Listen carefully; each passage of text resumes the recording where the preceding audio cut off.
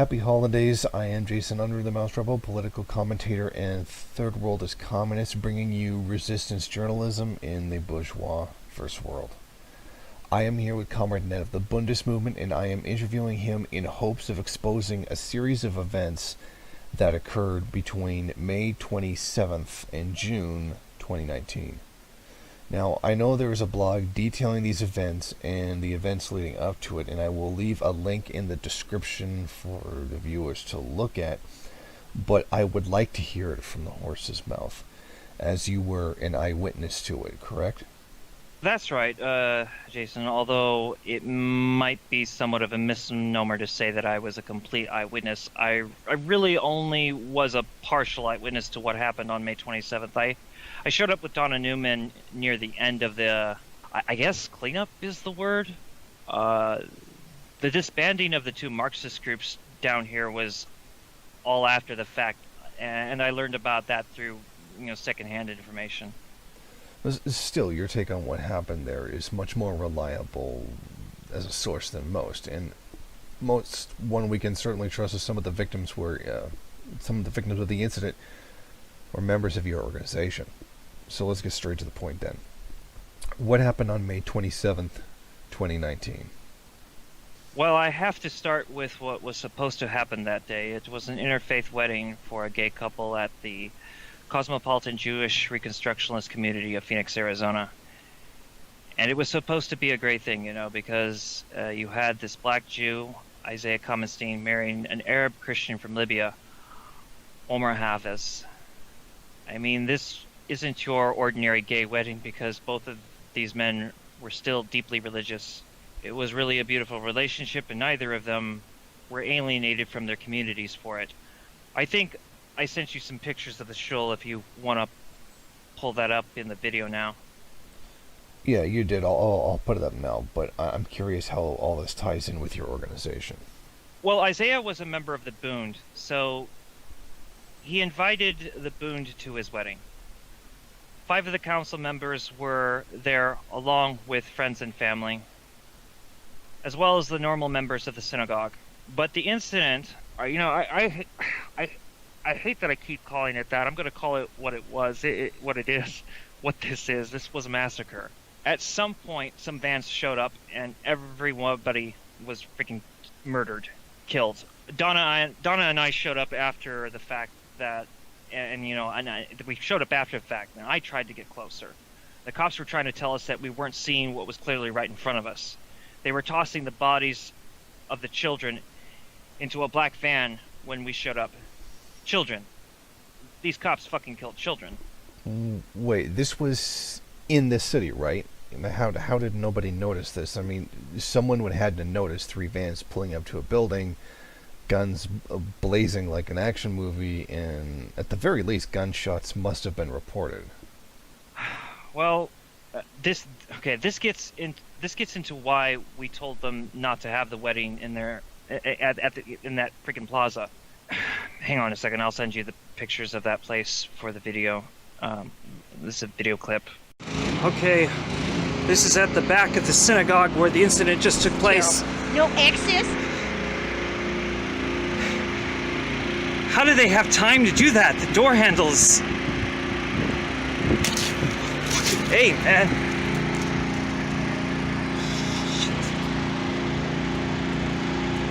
The plaza is normally pretty empty. The place next door is a bike shop ran by a very blatant neo-Nazi. He threatened the shul members on a number of occasions. As far as we know, he's probably glad to have them erased. You know how those scumbags are. Anyway, that is the Bundist movement, had received death threats before the wedding. And the last thing we wanted to be is in an isolated location all at once. But we wanted to be there for Isaiah. And you can tell in those pictures that even during the day, the plaza is a dead zone.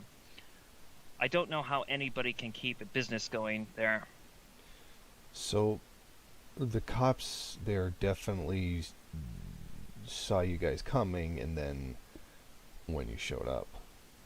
Yeah, they did. And they weren't very happy about it either. I mean, it's one thing to kill people inside of a mostly empty complex building. But there would have been no way, no way at all, Jason, for them to have killed us right in the parking lot. They told Donna nothing was happening and she doesn't belong there. I was furious and I started, screaming at them, and I tried to take down their badge numbers. I started asking for the badge numbers, and I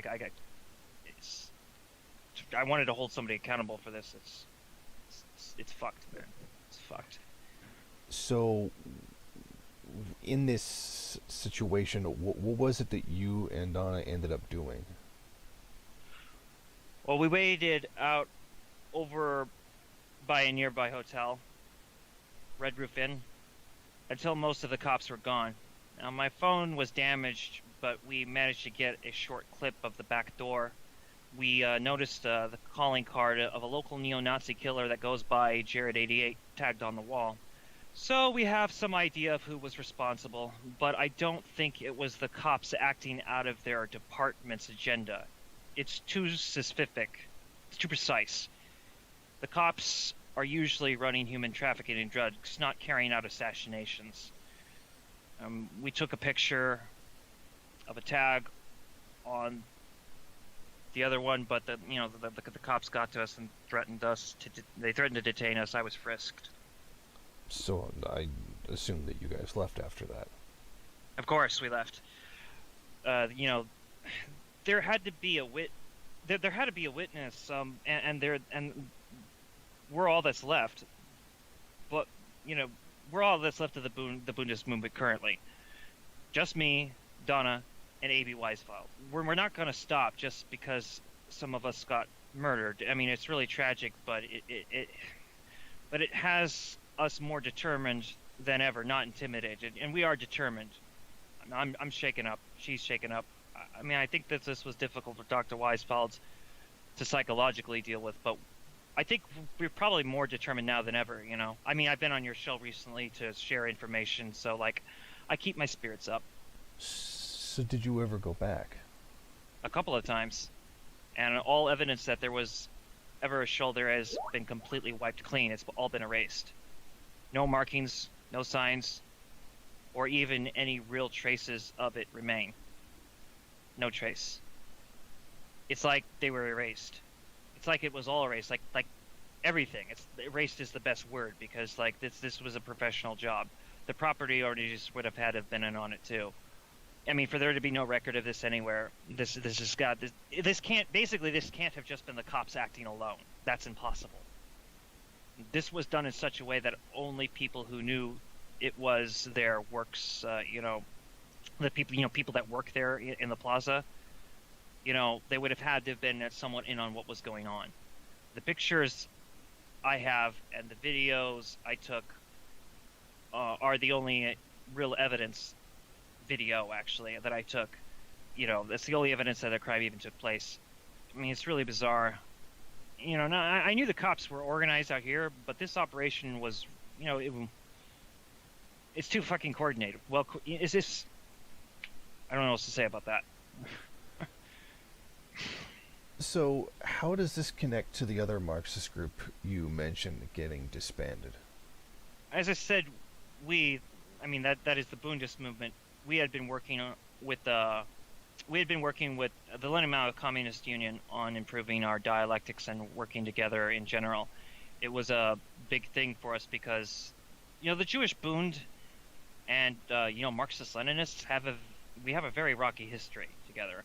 We haven't always worked well with each other in the past of Soviet Russia, to the point that the Jewish Bund was expelled from communist Russia. I mean, it wasn't communist Russia. I'm referring to an international meeting actually. When the Mensheviks and the Bolsheviks had their split, their first voting act was to vote at the Jewish Bund. So we have a history that isn't very friendly with one another. So we were really burying the hatchet, between these two fragmented socialist groups. Marxist-Leninists working with Bundists is something brand new. Adopting each other's ideas is brand new. So what you're saying here is that there's a historic progress, that this historic progress posed a real threat to the establishment. Am I correct? Well, I don't know if I'd call Midnight Productions the establishment per se, but to have three community-based organizations operating and communicating with one another on issues that typically, affect the poor and disrupting their operations. At least we were, at least we operated regularly. We operated quite, well. Posted a. We did pose a real threat to them. I mean, we were exposing a lot of grimy crap, man. I was informed about the Proletarian Revolutionary Front. I was informed that they were caught documenting the police destroying some material evidence. Now, it is my understanding that they came to document it on May 30th of this year, 2019, and 8 of their primary members were forced into a van and stabbed to death. That's my understanding of what I understand about that. I wasn't there for that. Now, one of the people that's indicted in this who came out was Bunny Linestung. Bunny Linestung, by the way, was the girlfriend of Jared 88. Okay, and her accomplice was with her. Now, they helped the Proletarian Revolutionary Front get, the last remaining survivor of it. They helped the Lenin Mao Communist Union help them get out of Arizona. It's starting to sound like Arizona is still kind of like the old Wild West. In some ways, it really is. It really is, Jason. It's really easy to get a gun out here, and there's a lot of ranges and even more desert to go out shooting in. But even that small revenge was punished by the reports that the Lenin Mao Communist Union had been attacked by the cops. On June 8th, 3 of their members were murdered in their office. Jared 88 was there, accompanied by what I believe was, from what I remember secondhand, that there were 2 cops there. From what I know, only one board member because there were 4 lead members. Only one of the 4 lead members has survived this, and he disbanded the Lenin Mao Communist Union after that. That pretty much covers the order of events as they are. So, now that's quite a story. What you're talking about is a massive cover-up of assassinations and massacres, basically. Just based on sheer manpower necessary to pull off this kind of stuff, implies a massive conspiracy against the poor, essentially. For some people, this would be pretty tough to believe. You know what? I actually think so, too. Donna Newman even said it's beyond proving in a court. We have no physical evidence except some photos and a couple of short, clips. Well, I have one clip, and it's something that happened before then, just to express the climate of what happens, because it was a documentary progress. But I do have a clip of being behind the synagogue, what was the synagogue, the shul, being, frisked by a police officer. I mean, I have that as evidence. We have a picture. We've been able to acquire a picture of the synagogue before this happened. It's one photo. That's pretty much it. I mean,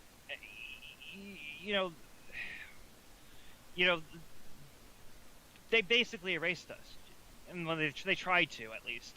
I wouldn't even be talking about any of this if A.B. Weisfeld hadn't convinced me to. I can't even recall all of the details because I drank so heavily afterwards. How am I supposed to convince anybody that something like this even happened? Especially when people are so far removed from what is going on out here. They can't even begin to think it would take place. You can imagine that it's like to have your friends, what it's like to have your friends and your comrades killed, and nobody believes you. I don't have any proof. My pain and my mourning and my spiral into alcoholism isn't proof enough for these bourgeois pricks.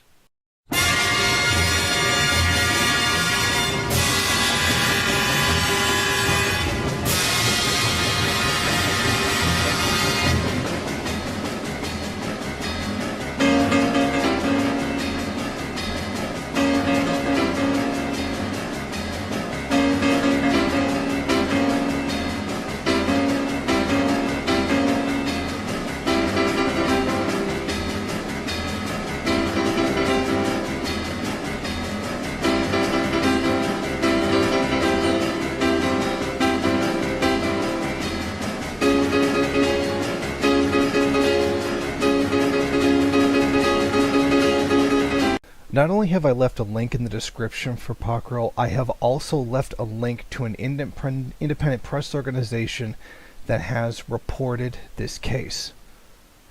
On May 27, 2019, 27 people were murdered.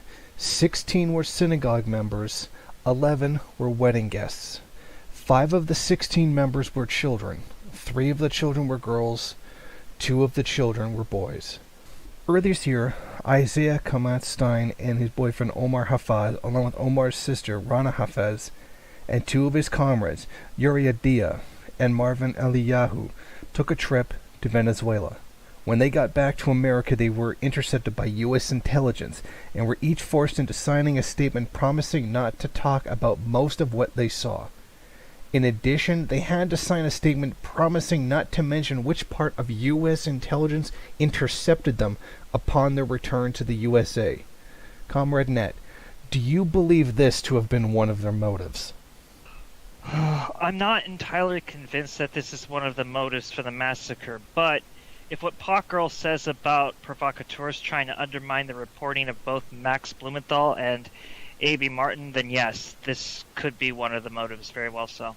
Another motive is believed to be that Yuri Adia and Marvin Eliyahu had strong evidence that much of the membership of the FSA were also American JDL. By the way, for those of you who don't know, the JDL stands for the Jewish Defense League, which is a very populist right-wing Zionist organization. Well, I do believe this one. Uri Adia and Marvin Eliyahu had a lot of interesting information on the Free Syrian Army. They had exposed the FSA on Facebook repeatedly as being members of the JDL. But it is funny there's just how much of this notion is disregarded out of hand. Yet, there's many who, denounce this idea so quickly, but those who typically denounce it are often suspicious of some sort of freaking Jewish cabal somewhere out of, trying to undermine capitalism or American democracy, whatever. Basically the people who would denounce this this notion of the FSA being JDL are the same type of people that point to Jewish Bolshevik conspiracy theories. But yet, when they actually find an existing covert Zionist control over an imperialist invasion force, then all of a sudden this just can't be anything but crazy talk. The evidence for JDL members also being what constitutes the bulk of the FSA's rank and file membership, and in some cases leadership, seems to have died with Uri Adia and Marvin Eliyahu, sadly. By the way, this is what got them both kicked off of Facebook. Exposing the FSA in 2012 and 2013 was the case for several people to get removed from Facebook. The JDL Zionist neo-Nazi connection. You do agree that the work your comrades in the Bundist movement did is a major reason for the wedding massacre? Yes. There are neo-Nazis in both the Phoenix Police Department and the Glendale Police Department. There are also Kahana Zionists in both of those departments as well, Phoenix and Glendale. And the neo-Nazis work in cahoots with the Kahana Zionists, which are both in the Phoenix Police Department and Glendale Police Department. We were working very hard to expose this. This had a lot to do with our work, and I definitely think that this is a prime motive for the massacre. Okay, now, you said this was expected, but expected by who? The poor, the poor in Maricopa County expect, that the police are this way. I mean, okay, if you go to the basic, quote unquote, working class, you want to know how. Well, we are world revolutionaries. But if you want to know where world revolutionaries intertwine with third world, this would be one of them. The labor aristocracy is pretty much what is the working class. They don't believe anything about cops doing things. It's the poor. It is always the poor. Throughout Maricopa County, Arizona, the poor are always expecting the cops to do something. Raid you, take stuff without a warrant on suspicion that you might be carrying drugs. So the lumpen proletariat of Maricopa County, Arizona, then. Precisely. As a result, many organizing, poor people, who want to better their conditions. They collectively will organize community power to protect themselves against the police. There was also a plan to put in place a people's agenda to remove, heroin from the streets as well.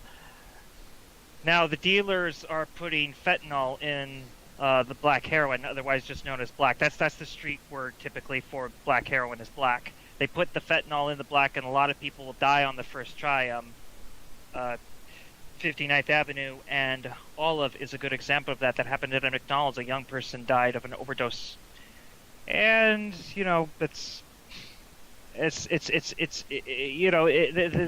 these dealers are seen working with the cops in conjunction with them, like in cahoots. Whether it's informants or if they're working directly on the side of the dealers is not always understood. I mean, I suspect it's a little bit of both, but all the poor people see it. The poor see it. The lumpen proletariat are the ones that see it.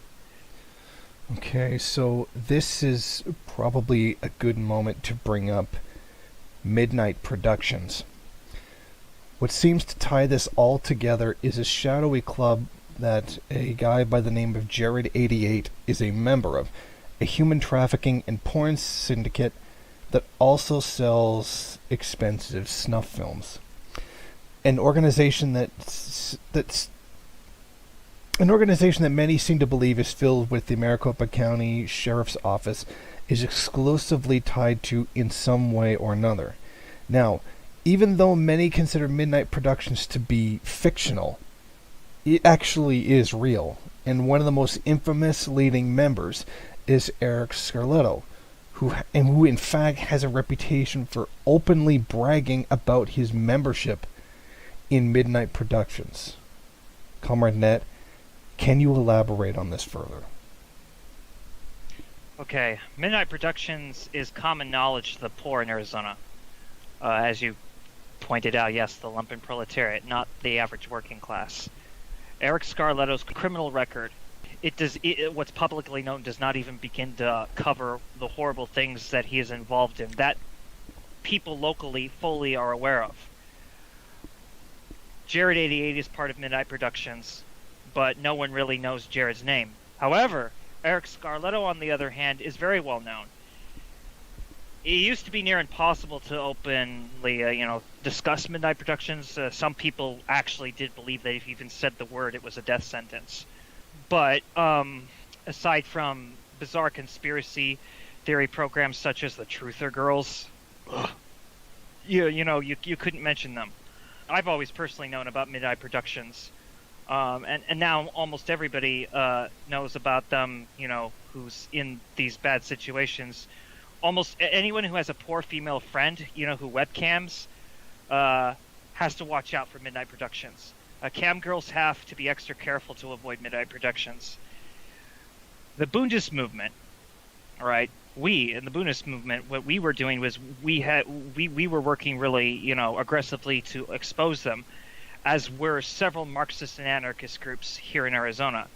We in the Bundes movement, we had declared war on them. Well, some say it was hand to talk, but actually we all declared war on Midnight Productions, as did when they were in operation, the anarcho-syndical family, the Lenin Mao Communist Union, Panther Code, even independent street urchins that were trying to build soup kitchens. A lot of people had said that they had had enough of this. This is Arizona is one of the most high-profile places for human trafficking, and Midnight Productions is what connects all of the motives, and that, because they're connected to the cops, they're connected to the JDL, they're connected to the National Socialist movement. Now, shortly after this massacre, the Proletarian Revolutionary Front came to Arizona to investigate what had happened at the cosmopolitan Jewish Reconstructionalist community of Phoenix, Arizona. On May 30th, 2019, they were murdered for daring to investigate the strange events that took place. Bunny Lee Strong, Jared88's girlfriend, was their killer. She had strong ties to Midnight Productions. The only survivor of the Proletarian Revolutionary Front escaped Arizona with the aid of the Lenin Mao Communist Organization. Bunny Lee Strong, a neo-Nazi like her boyfriend, was aided by the JDL Zionist member by the name of Adina Ballon. Then, on the 8th of June 2019, three leaders of the Lenin Mao Communist Organization were murdered by two Glendale police officers led by Jared 88. Puck Earl was part of the Lenin Mao Communist Organization. Now, Comrade, can you tell us about this? I had only heard about the events of May 30th and June 8th much after the fact. But I know that three of the members of the Lenin Mao Communist Union were murdered. They were murdered in the headquarters. And I have spoken to people that were privy to this, but, for reasons of their ethnic origin, they don't want, to say anything, given the location of where the Lenin Mao Communist Union's headquarters is located. Basically, a lot of the people are migrants. I had only heard about the events of May 30th and June 8th much after the fact, but I know that three of the members of the Lenin Mao Communist Union were murdered, and they were murdered in their own headquarters. The police came to them with no warrant. Now, going back to the May 30th, did you know any of the synagogue members other than Isaiah? Aside from Isaiah P. Kamenstein, I knew Malachi Richard Burns, David Krams, and my friend Jenny. If it is all right, I would like to list the martyred on May 27th and June 8th. Yeah, sure. All right, the synagogue members: Isaiah P. Kamenstein, Amy Park, Jenny, sometimes pronounced Jeannie, a.k.a. Gray Weiserman, Malachi Richard Burns, Michael Luz, David Krams, Susanna Fredericks, Michelle Fredericks, daughter of Susanna Fredericks, Randall Gold, Sarah Bauer, Michael Bauer, son of Sarah Bauer, Gabriel Bauer, son of Sarah Bauer, Gordon Fluss, Rachel Davis, Sophia Davis, daughter of Rachel Davis, Anna Davis, daughter of Rachel Davis, and the non-members, they were the wedding guests: Miriam Emmisberg, Hannah Toff, Marvin Eliyahu, Uriah Dia, Linda Cold. By the way, she was an anarchist and she was Uriah Dia's girlfriend. Omar Havas, Rana Havas, Nashir Sadiq, Elizabeth Chershin, Samantha Wilson, and Larry Gard, who a lot of people actually believe was an informant. He's the guy that was the interfaith minister. So it's also highly unlikely, due to what investigations we've done on this, that wasn't really his name. All right, so the members of the Lenin Mao Communist Union: Chairman James Frankford, General Secretary Edward Phil, Arch Director Bradley Butch.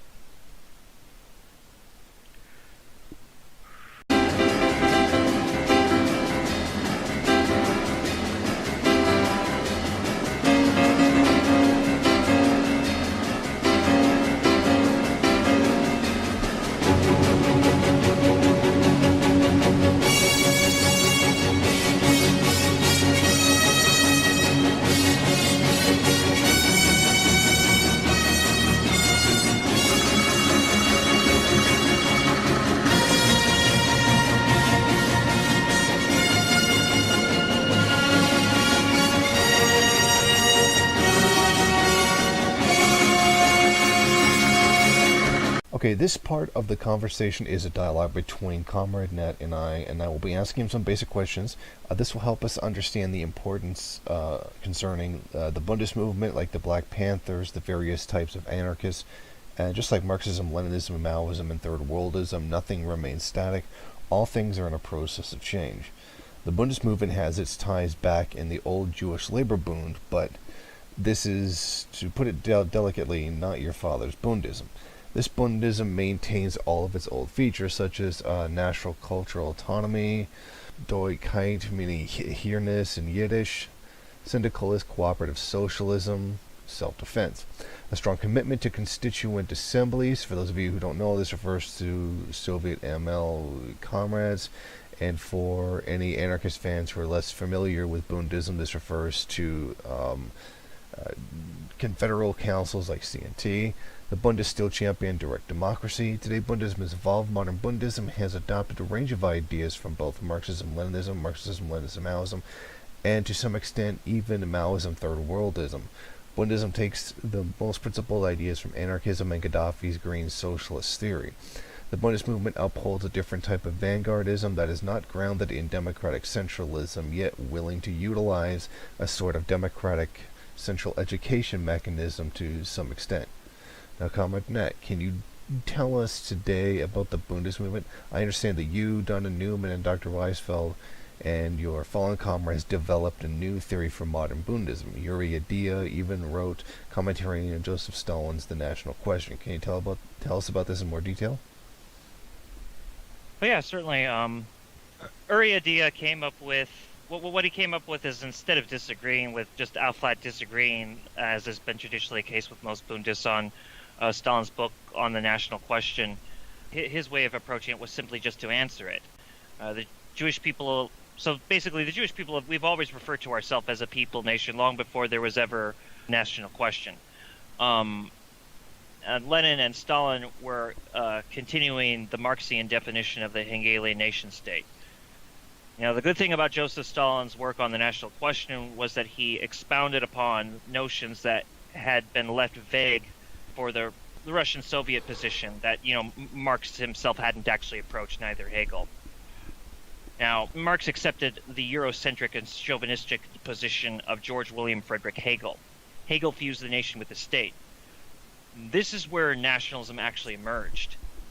Now, many forget that monarchism is what came before nationalism. Feudalism led to monarchism, which led to nationalism. It is monarchism that began to shake off feudalism in favor of capitalism. Nationalism, from the start, in most cases at least, had capitalism as its economy. But it was monarchism that first began to replace feudalism with capitalism. Stalin's actual contribution in his book, Marxism and the National Question, is where he refers to Russia as a prison of nations. Now, Uri Adia accepted this. What Uri Adia rejected was how Stalin chose to define nationality, sort of. Some of this, basically some of it he agreed with, some of it he wrote commentary, and it's pretty good commentary because there are positions Stalin took that we agree with in that book, and there are parts we flat out disagree with, and we mentioned those disagreements. This was taken up by Uri Adia. That was particularly his position. He wrote some commentary on it. Well, yeah, I feel that there are too many variables to really define nationality the way Stalin decided to. I've been a critic of the national question in the past. Not that I'm against the national question, but that it's a little bit more complicated than Stalin lays out. Now, I advocated for a federated states in places like Syria and Rojava, which brings me to something else. The Bundist movement, as I understand it, is for the cause of the YPJ, but you and your comrades condemn the way that they have helped Zionism and Americanism, and you object to reactionary Kurdish forces that have too much power in Rojava that have now decided to ally with the Saudis. Correct. And we are the most qualified to criticize Rojava. The Jewish Bund made the same type of mistakes that the Kurdish forces in Syria have been making. Allying with the wrong crowds because of feeling marginalized by host national chauvinism, basically. Okay, we should take this opportunity to dispel something that is a bit misunderstood. Comrade Nat, you, Dr. Weisfeld, Donna Newman frequently disagree with each other, but the three of you remain united on core issues that constitute the Bundist line. Can you explain this? Well, all three of us oppose Western intervention, whether this intervention is coming from imperialist fascist America or neocolonialist fascist Israel or colonialist imperialist Saudi Arabia, and we oppose the aggression of Turkey. Our position of Assad is a bit in disagreement, and I get tired of those from outside the Bundist movement pressuring me particularly to explain why I support Assad for tactical reasons yet condemn him for Baathism. So instead of explaining the details of Syria, which remains the largest argument within the Bundist movement, let me instead say the three of us oppose intervention and outsiders coming in to do harm to Assad and to his government. I find Assad to be a problem, but I will not support his overthrow, nor will I condone disgrace upon Rojava. Yet we remain critical of many of the reactionary moves taken by Rojava. Well, I'd like to go further into how you guys view certain Marxists. I understand the Bundist movement upholds Vladimir Lenin, Otto Bauer, Joseph Stalin, Leon Trotsky, Emma Goldman, Rudolf Rocker, Mao Zedong, Lin Biao, Huey P. Newton, Eldridge Cleaver, and Muammar Gaddafi. Well, I understand that many consider this to be in contradiction, but what some keep forgetting is that we are Bundists, not communists. We definitely particularly want to work with communists, though, but we are not communists. We're Bundists. We agree with Otto Bauer on his description of nations being made of, the national character, but we can comprehend why Joseph Stalin considered Bauer's position to be hollow. That is why Uriadia flushed out the definition of what the national character is. As for all of the others mentioned, we take what we find applicable to us and we advance the theory.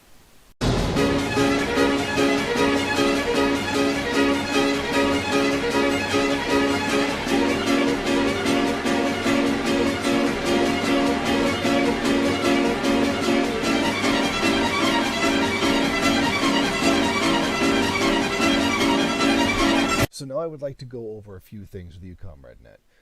We have had some very interesting conversations. Quite a few people have begged, pleaded, and even demanded that myself, Finbull, and Damien get together and start conversations on vanguardism. I admit that this is something that we should do together. It's just hard to pull that off. But one of the people who has explained the greater necessity for this is Comrade Net. Now, Comrade Net, why is it so important from your point of view? First, because Finbull is a Marxist-Leninist, and Damien is a Marxist-Leninist Maoist, and you are a Maoist Third Worldist. This is all important within a particular Leninist structure. Those who subscribe to all three of you need to see a genuine representation of Leninist theory. So you're actually a big fan of the Finnish Bolshevik.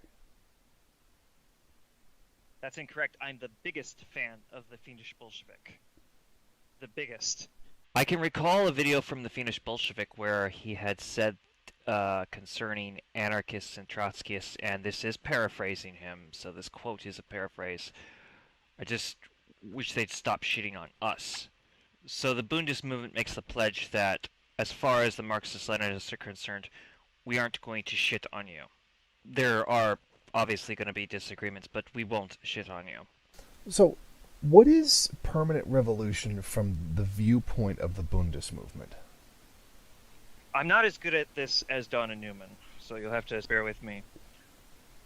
Donna Newman came up with an idea based on Dr. Weisfeld's idea of where permanent revolution is arising in the Middle East and Africa. You see it with the Arab Spring. You see it today with communist parties in Africa. And this is not a strike on Trotskyists.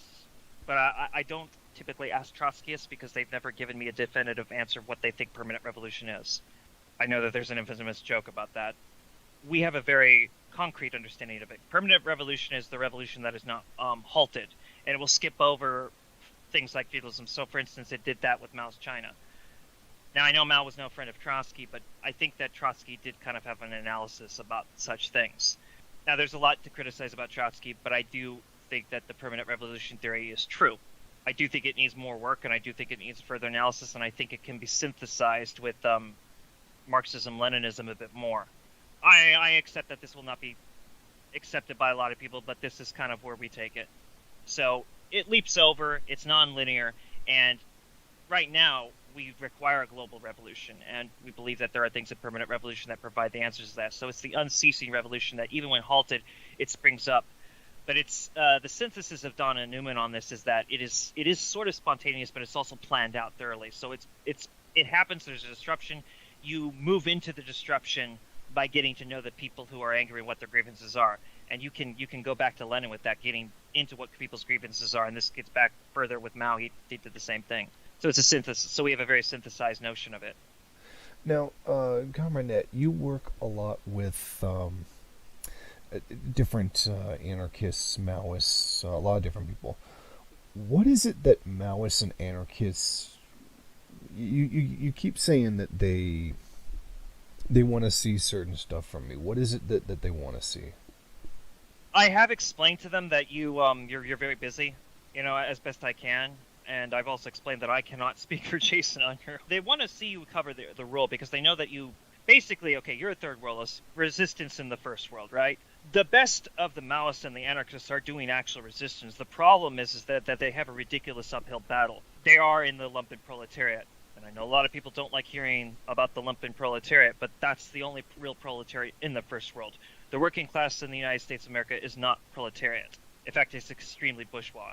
And even those in the American working class, for instance, they wouldn't be... I don't know so much about the Canadian working class, but in the American working class, I would say that they are not, even if they're not aristocracy labor, their loyalty is to be, it's either with or married into, or they try to become more like the aristocracy labor and hoping that they can become middle class and have a 401k.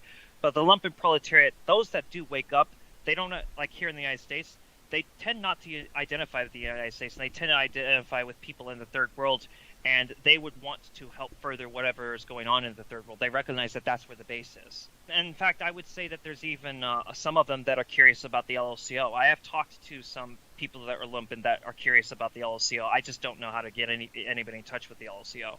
Now, tell me about the national cultural autonomy and how it is that the Bundist movement defines nationality.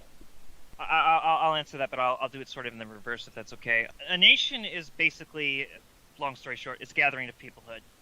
It's a culture, but it's more than culture. So culture and ethnicity are culture and religion. And we do recognize religion to be more in the context of religiosity as a matter of orientation.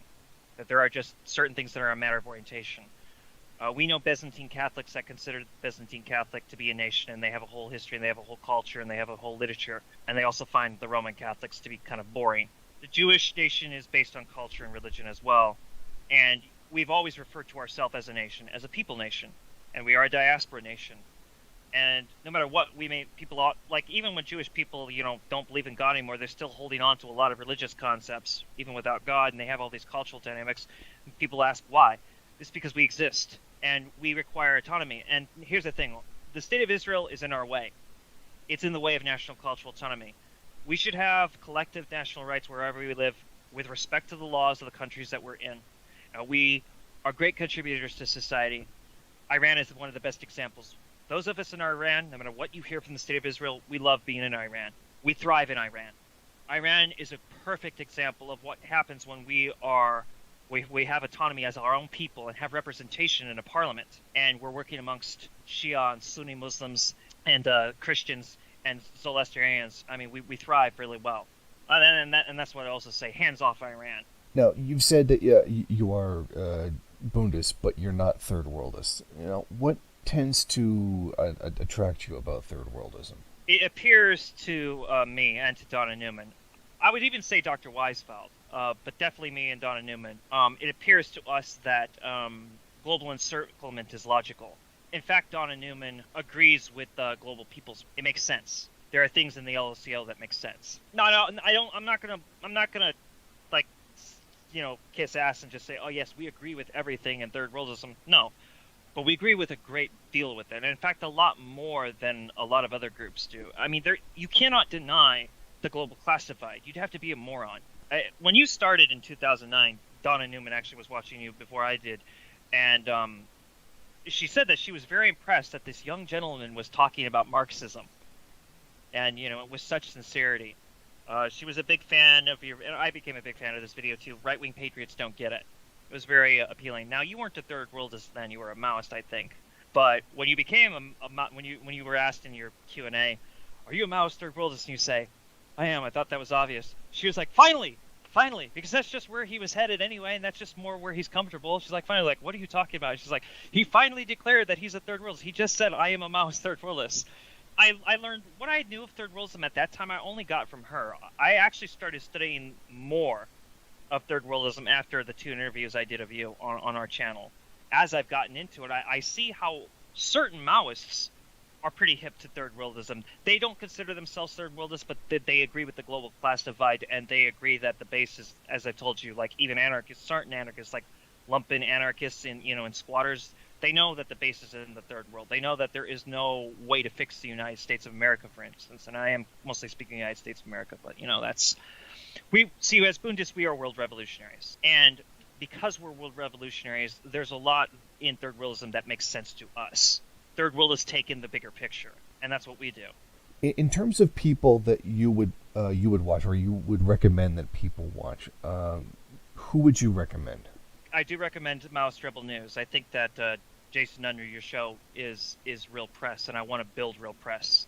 That kind of gets into why I think that you and Damien and Finbull should do this, is because I think we can't rely on the Gray Zone, the Real News Network, Democracy Now, RT, Press TV. I mean, they're good for these are all good for what they're worth. I mean, some not as much as others. I mean, some people have gripes about Democracy Now. I do too, although I think there's good stuff, but there's some reactionary stuff in there too. Like, what we're doing is we're forced to deal with a social democratic media and not a socialist one. So that's what I think is. I think people should subscribe to Damien. They definitely should subscribe to the Fiendish Bolshevik. Another person that people should watch is the Black Internationalist. Now, he pulls a lot from the United Panther movement, and he pulls a lot from the Maoist Internationalist movement. Like, he has a grasp of the early proto-third worldism.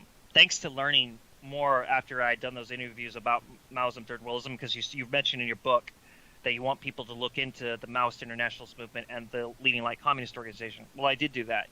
And so when he would bring up references, I recognized that he was quoting a lot the Maoist Internationalist movement. And I do think people really should, especially if they're interested in the Panthers, and if you don't want a ridiculous Sakaiist understanding of the book Settlers, and you want more of an analysis where it's actually synthesized with other books, go to the Black Internationalist. I would also say, for anarchism, most anarchist channels are not worth it, because the actual anarchists are usually squatters. They're usually in the rural, and they're usually building soup kitchens, and they're usually building connections to a lot of people that nobody wants to deal with, because people say they love the poor, but they hate the smell of the poor. I have my disagreements with Chris Hedges, but I might as well quote him when he's correct. I don't recommend Chris Hedges unless you're very well educated, and he is not a Marxist. He's something else. But as far as anarchists are concerned, if you wanted a general understanding, sure, you could watch Libertarian Socialist Rants, but Libertarian Socialist Rants is terrible at anarchist theory. I actually suggest people watch, and there are things you can disagree with him on. I definitely disagree with him on some things. But I think that Non-Compete is the one who actually represents the spirit of anarchism, at least the spirit. Non-Compete tries to represent anarchism. Well, Non-Compete tries to represent it as best, he can. It would really be better if real anarchists made their own channels, honestly. However, because of some of the reactionary views that come out of Non-Compete, I also think anyone subscribing to Non-Compete needs to subscribe to a channel Puck Earl introduced me to, and that's Neo-Jacobin. And I strongly suggest to start with the video, The Worst Communist on YouTube, a Materialist Examination. Oh, well, I would also think that people should go to the Bundist Movement, channel, check out Dr. Weisfeld's channel. He actually goes down every year to the West Bank, and there's a lot of things that just haven't been done before that he is doing. But those are my recommendations.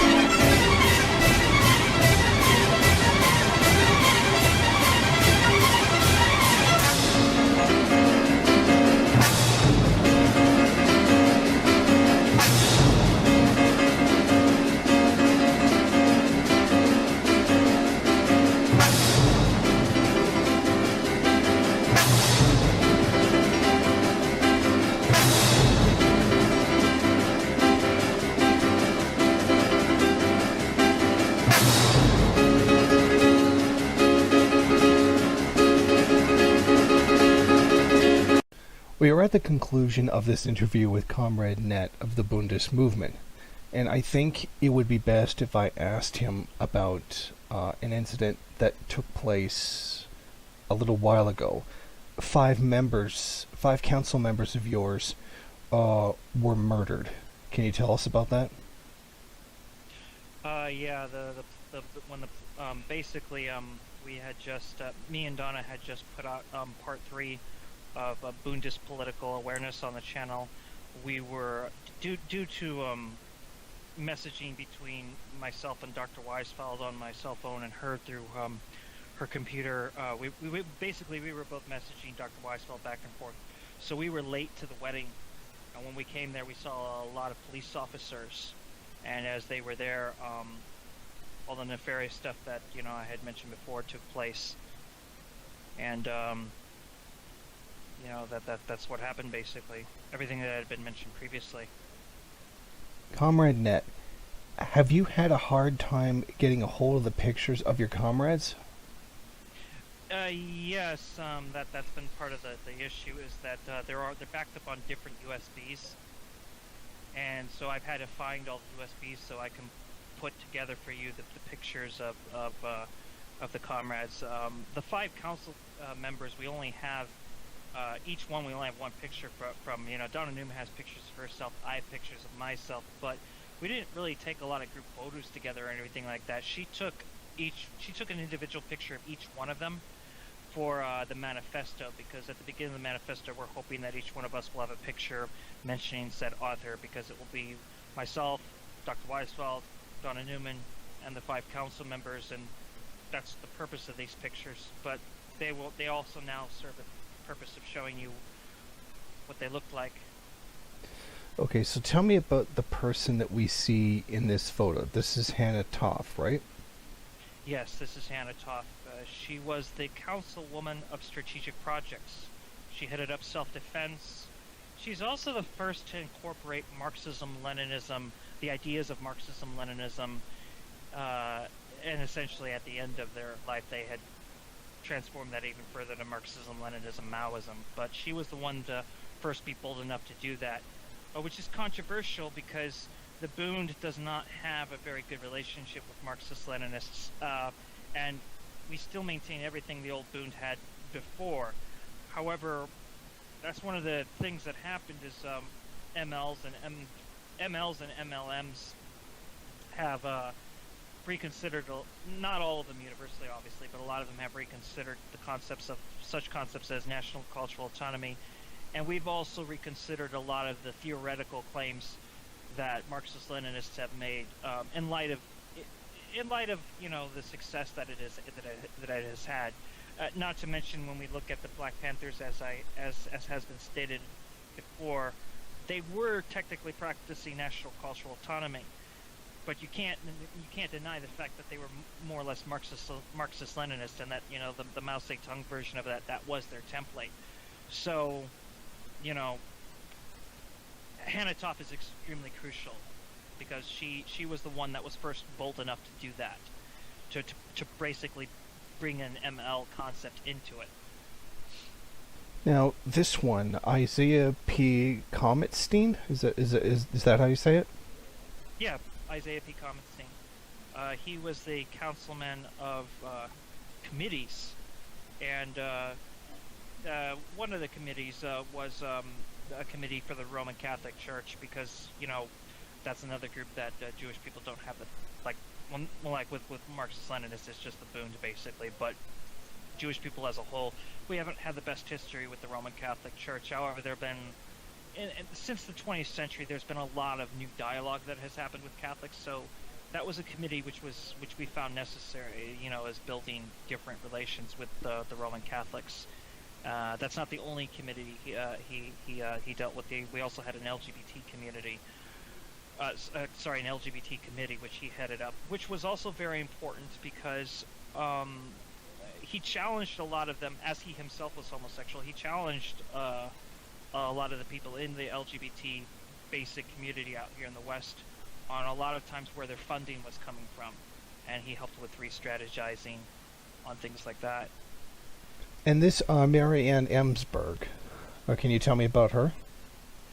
Miriam Emmisberg was the councilwoman of education, and part of the education that this required was a lot of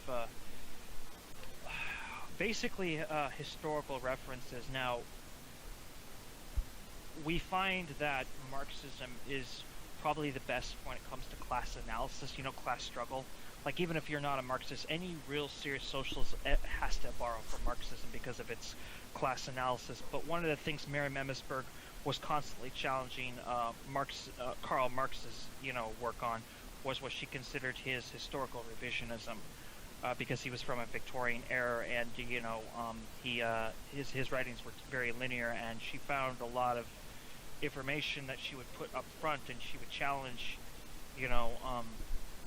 a lot of the discourse that Marxists use, and but at the same time, she'd back up Marxists when they were found correct. So there's a lot of things that people gloss over because simply Marxists say it, but she could verify a lot of what Marxists said. So the education for the Bundists, so that people see how coherent we can be with history, was largely dependent on her contributions. She made a lot of references. Also, because she was a student of Frederick Danson, like myself, she was able to clarify to a lot of people what religiosity really is. Because although you see her with the headscarf, and she, in a lot of ways, was the most traditional into Orthodox Judaism, she did that largely because of identifying what her religiosity really was. But actually, she was an atheist. So, like, one of the things that she kept reminding people about is that an atheist wouldn't have atheism if there's a serious atheist, because atheist would refer to no God, basically, to make it short enough. And so why would somebody who believes no God have no Godism? It wouldn't make sense. So, and that's another thing, she didn't just get into the context of, with all of us, about what religiosity really, what it equates to, but how somebody who has religiosity may not necessarily believe in the theology aspect of religion. They might just have the orientation of religiosity. So that was part of her education. She was also trying to get us to. She had a lot to do with the unified lines we have, because like there are obvious areas where all of us would depart, and to this day, Donna Newman, Dr. Weiss, and myself, we will depart on some subjects, but we're largely unified on certain things because of her contributions. Miriam Emmisberg, when something was undeniable, we would have to adopt it, and that has a lot to do with her research. She was probably the most historically literate person I'd ever met, and if Frederick Danson died years ago, but Fred, I was one of his favorite students, as was another student that I won't be mentioning because it would be against his wishes if I did. But over time, I would say that she probably turned out to be the best student of his, because her understanding of history is on par with his. And Marvin Eliyahu, can you tell me who he was? Marvin Eliyahu was the councilman of World Forums. At one of these World Forums, and you might be interested to know about this, was to be a World Forum, a Third World Forum. There was a plan to reach out to the Third World. I wish we had known more about the LOCO like we do now. Like, I did a lot of research with Donna Newman on this. Although it's not like Marvin didn't know who they were, but like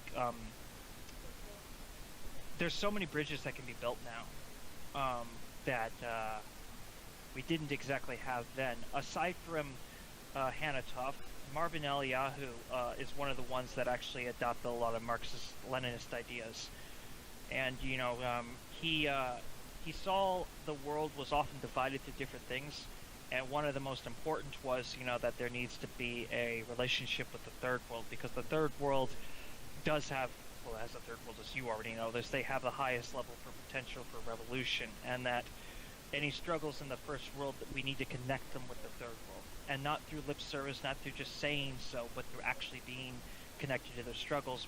So, like, if we have to give them aid for their revolutions, we should do so, and he consistently encouraged that. Marvin Eliyahu also was born in Israel, so he had a lot of understanding to how Zionism works inside Israel. and how they do what they do and why they do what they do. Like me, he was a Sephardi. He was a Sephardi, and he gave us a lot of cultural insight to what the state of Israel, has in cultural context. So, like, according to Marvin Eliyahu, it's largely run by the state of Israel is largely run by an Ashkenazi oligarchy. However, the cultural aspects that they use to keep, Israel, alive in any sense with the public, is largely taken through Sephardi culture, not Ashkenazi culture. In fact, you can also make the claim that the Ashkenazi leadership is a bunch of self-hating Ashkenazi. And part of their neo-colonialism is not just stripping away who the Ashkenazi were by also making them hate Yiddish, and not just by taking Sephardi accents to their Hebrew, which is something that they do, but an ongoing cultural genocide against the Sephardim that I have been hit by, that he had been hit by, that many Sephardim feel. And now, can you tell me about Uri Adia? Uri Adia was the councilman of national affairs. One of the most important contributions was that he gave us a real awareness of what was going on in Syria. In fact, a lot of what I know about Syria today I based on the knowledge he provided. So he was Jewish, and he was half Mizrahi, and he had strong connections to Syria. Like, he had family in Syria, Jewish family in Syria, mind you. And he also was very good at explaining what the real Kurdish plight was and what the complication between the Kurds and the Syrians really was and is to this day.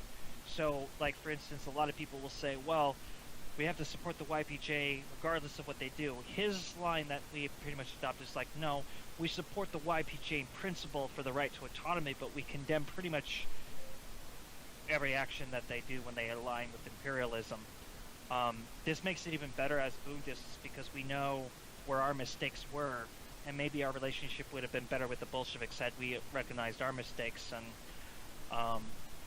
there's criticisms we could make of the Bolsheviks, but that I would reserve that more for my channel. But one of the things is that we don't condemn the YPJ outright because we do know why they do what they do.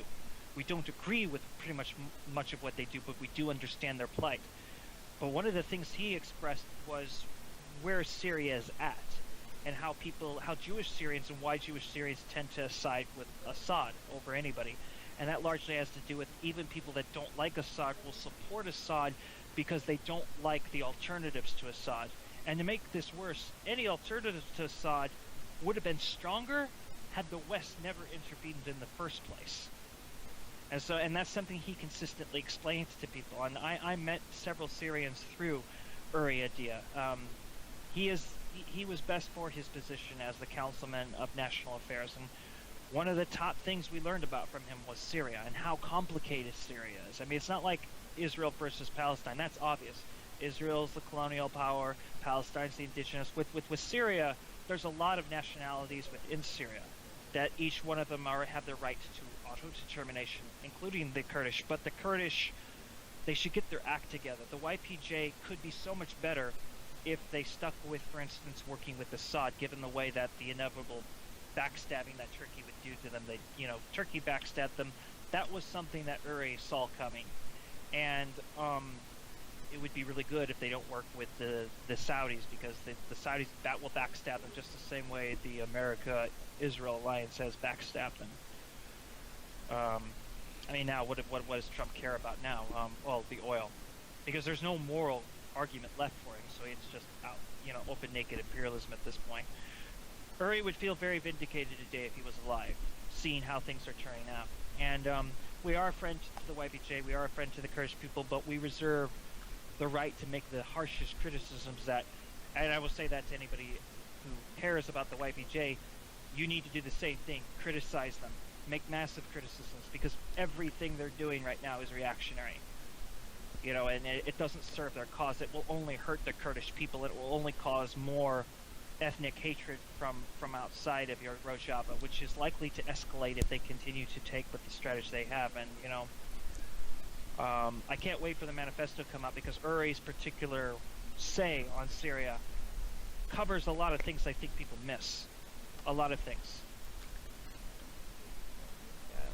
He was the third one that actually adopted a lot of Marxism-Leninism.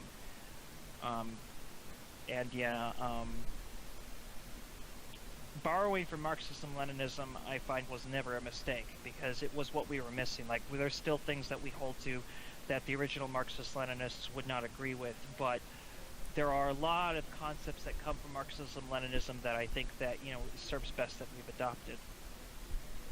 And he was part of that contribution.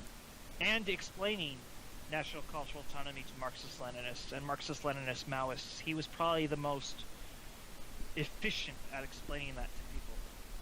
To explain, to basically Leninists and Maoists how that works and how important that is. And they listened to him. I know, but before I end this interview, is there anything else that you want to add? I think that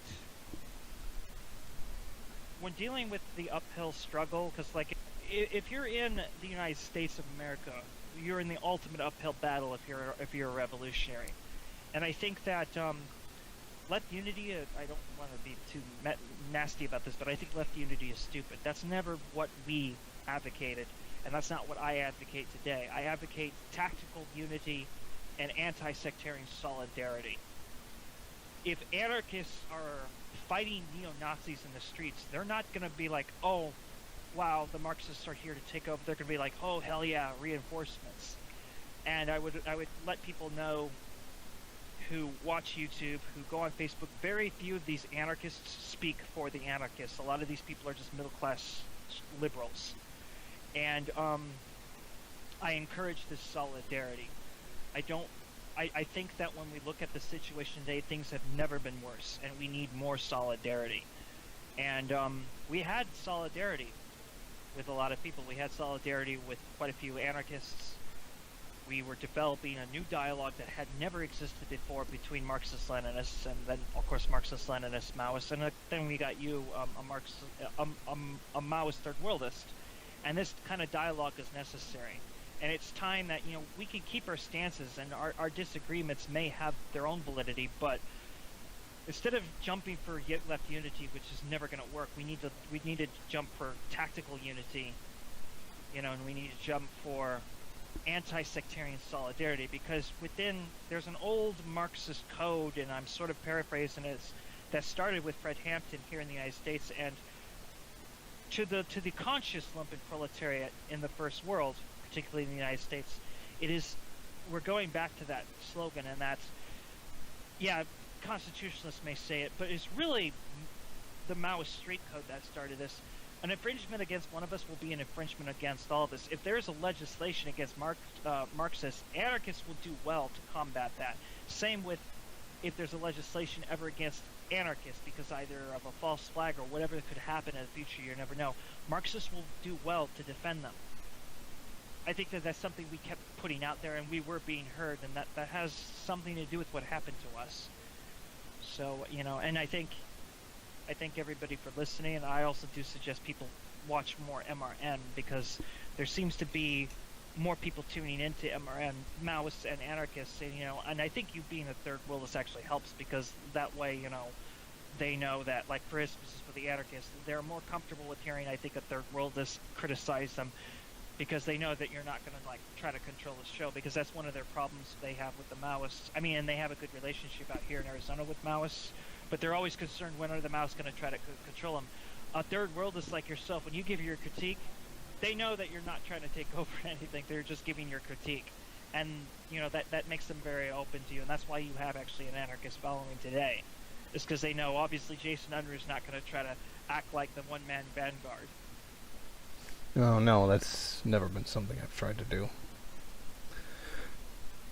Now, just to finish this off, this is a video that I have wanted to do for some time, and this is a video that Net and I have discussed about doing for some time, because it's a very significant issue, but there's a lot of ducks you have to get in line before you make a video like this. Obviously, when you reveal something as important as this, as significant as this, as violent as this, this is the kind of thing that you really need extraordinary claims require extraordinary evidence.